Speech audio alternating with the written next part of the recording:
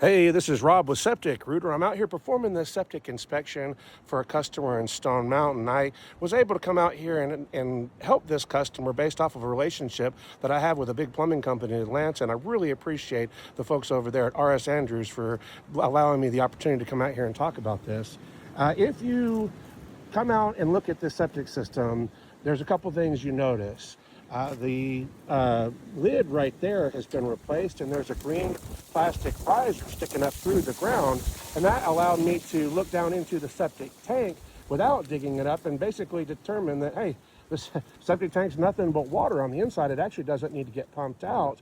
But there was a big crisis that happened here just before Christmas, which is the pipe here wasn't letting water into the septic tank, and so water was getting out into the crawl space. And that was a really big problem for these folks. They were worried about the underside of their house, as they should be. They're worried about the plumbing not working over Christmas, as they should be. And so they called the plumbers out there, again, my friends over at R.S. Andrews, called those guys out here, and we worked together to come up with a plan. They were able to get the pipe free so that water could get into the septic tank, at least enough to satisfy the needs of the customer over the holiday. And I came out today to provide a more thorough analysis with my little tractor. I would have loved to have been able to just take that lid off right there and tell the customer everything that I saw, but that's not the case. You can see that I had to dig up the inlet lid, which is that large piece of concrete right there. The septic tank, the style that they have here is, I call it the coffin tanks. It's a big bowl, and all the top is comprised of these huge slabs of concrete. And so it's not unusual, you'll hear me talk about this over and over again, to have the lids start to become susceptible to the same type of concrete rot that the rest of the tank is, that all the concrete pipes, if there were concrete pipes in the ground like that one right there, that all becomes susceptible to the type of corrosion caused by the bacteria that live in a septic tank. And here's the problem. The whole top, I said, is made of these big slabs of concrete, and you can see that one has a crack that's running all the way from the top all the way to the bottom right there.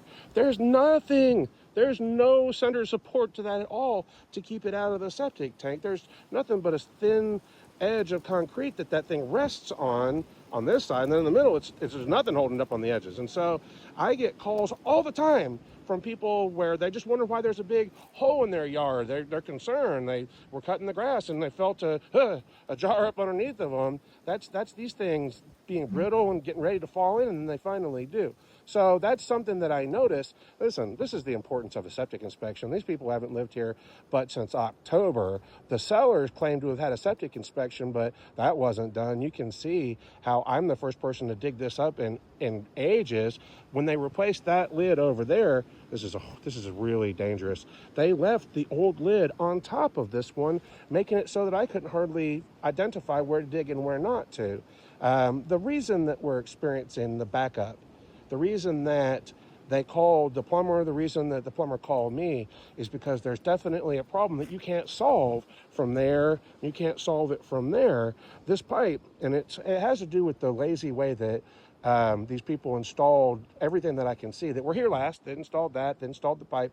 The pipe has settled between here and there. It might have had some help from tree roots. You can see there's plenty of them. But I really think that this is going to be a poor installation that has resulted in a low spot between the clean out and the septic tank, which is building clogs up.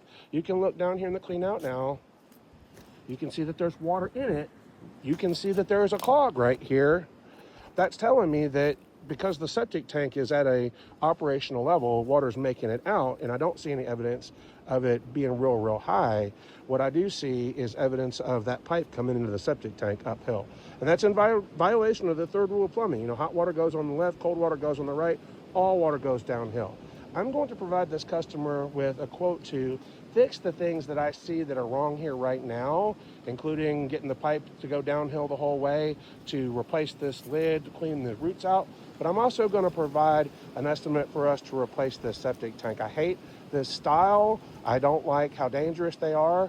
And it brings me a lot of pleasure to be able to offer replacement as an option so that folks don't have to worry about this doing what it does right now, again, in the future. The plastic will not rot the same way that the concrete does. It'll last an entire lifetime and provide reliable service until these folks get ready to sell the house, and then they can brag about how they got a plastic septic tank out here. So again, this is Rob with SepticRooter. Really appreciate the opportunity to be your septic guy, so keep it coming.